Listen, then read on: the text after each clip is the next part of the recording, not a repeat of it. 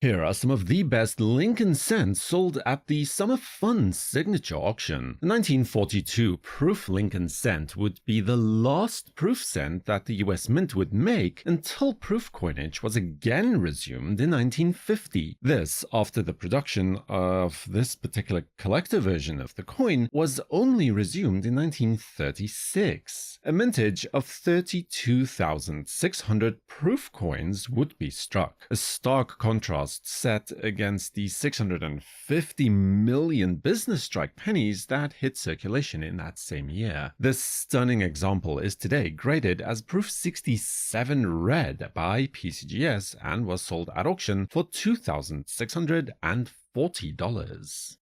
A modern proof variety that is a popular coin but tends to get a little lost in the proverbial shuffle of the early 1970s variety coins is this 1970 S doubled obverse variety, a stunning coin that, were it to appear in any other year, it would likely garner a lot more attention, with strong doubling easily seen on both the date as well as the letters of Liberty, where the doubling displays to the most dramatic effect on this coin. Here we have an example that was graded by PCGS as proof 69 red and sold at auction's close for no less than $4,080.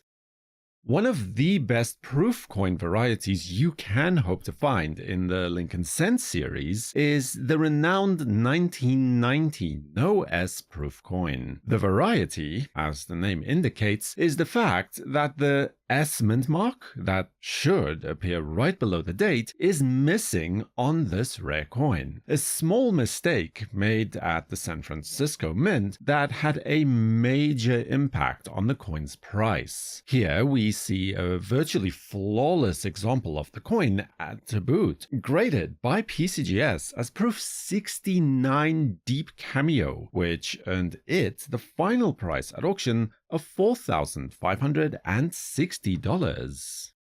As far as Lincoln cents go, and certainly when talking wheat penny varieties, there is one coin that tends to stand head and shoulders above the rest, in terms of both desirability and fame. That is the 1955 doubled obverse variety, where its bold Class 1 doubling that has made it a veritable household name with coin collectors, seen on all obverse design elements, with the date being the most notable. This example was featured in an NGC slab with a grade of MS64 red and brown, and when it crossed the auction block, it managed to raise $5,520. Only the 1910 matte-proof cent has a larger mintage than the 1913 coin of the same description, which tips the scale at 2,983 coins struck. The reason for this higher-than-average mintage figure probably lies in the fact that the Buffalo nickel was also released in 1913, and since the mint sold these matte-proof coins in a minor proof set, along with the nickel, many people looking to get a copy of the new nickel had to then buy a matte-proof cent as well. This example is graded as proof 67 red and sold at auction for $5,520. 1909 is best known for being the first year in which the Lincoln cent was struck, replacing the long-serving Indian head cent in the same year. But the date also makes a fertile hunting ground for the variety collector. This coin in particular is a special delicacy. The S over horizontal S repunched mint mark, where the initial S mint mark appears to have been struck in on its side, the remnant of which can now be detected towards the top right of the final S placement. This coin was slabbed by PCGS as MS66 red and at auction was sold for $6,600. 1936 was the first year in which proof mintage of the Lincoln cent was again resumed, after it was stopped in 1916. And gone are the matte proof coins of those earlier issues, though the first proof coins for this year also had a satin finish, now called the Type 1 coins. This, however, is the later Type 2, or the brilliant finish that we associate with a true proof coin today. A total mintage of 5,569 coins was struck across both types. This one was graded as Proof 66 plus red by PCGS and at auction was sold for the sum of $7,800.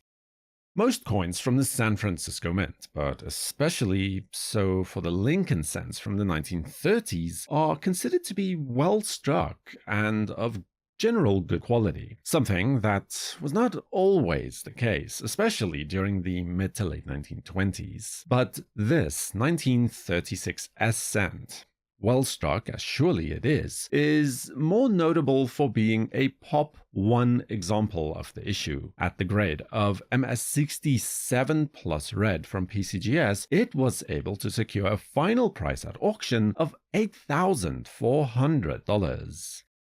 Here is something that doesn't always make the cuts for a list like this. A 1989 D Lincoln cent, but not just any 89 penny, a top-graded coin that shares the honor of the Pop 1 title with 3 other coins at PCGS, according to the registry report. Even though it has absolutely no impact on the coin's value, it is interesting at the very least to note that the date suffers from some fairly obvious strike doubling, or mechanical or machine doubling. But the grade of MS69 red is the key factor for this coin's final sale price at auction of $8,400.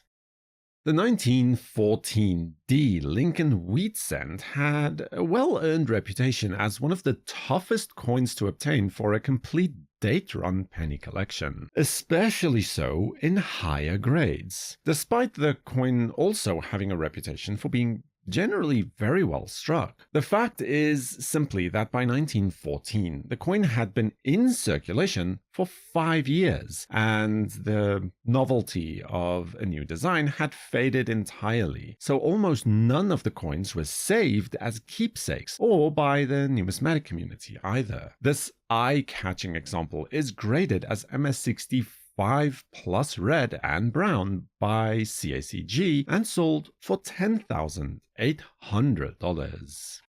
One of the curious things about collecting coins, especially variety coins, is that you are either looking for some things that are added or shouldn't be there, or things that are missing or should be on the coin's design. In the case of the 1922 No D penny, it is the latter, as the D mint mark for Denver is missing on this rare coin. One of the key identifiers for this particular issue is the weak obverse details paired with a strong reverse. This coin is graded as AU58 by PCGS, and by final call it had sold for $11,400. The 1970 S large date doubled obverse penny is an interesting case study. It is nearly as rare as the 1969 S doubled obverse cousin, outpacing it in the population report only by a few dozen coins, though it is uncertain how many of those may be due to resubmissions or crossovers. Either way, but it doesn't nearly have the same kind of collector appeal. As a result, its market price, generally speaking, tends to be a bit lower, despite also possessing some very strong doubling of its own, especially if you direct your attention towards the letters of In God We Trust, where the doubling is the most impressive by far. The coin here is a beautiful example of the type, graded by PCGS as MS66 red, and was sold at auction for the sum of $13,200. Subscribe to WNN and feel free to watch another video about top Lincoln cents that you can look for from the 1980s. Next, right here. For the World Numismatic News, I am Numisman saying thank you for watching. Keep collecting and have a fantastic day.